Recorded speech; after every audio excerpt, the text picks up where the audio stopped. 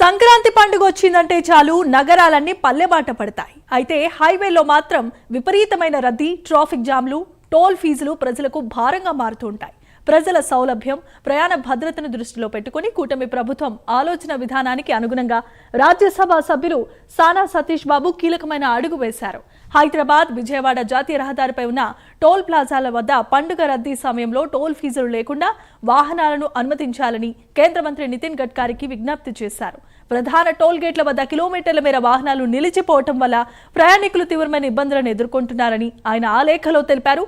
దీనిని నివారించడానికి toll free ప్రయాణం ఒక్కటే మార్గమని ఎంపీ సానా సతీష్ బాబు అభిప్రాయం వ్యక్తం చేశారు.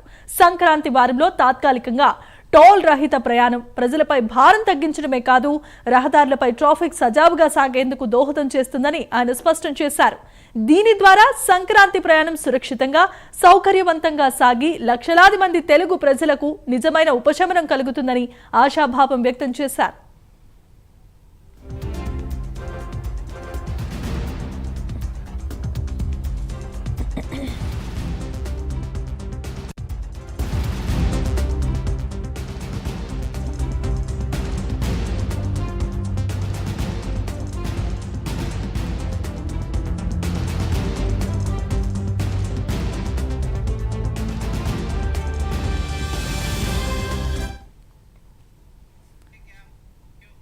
బీసీ రక్షణ చట్టంపై సీఎం చంద్రబాబు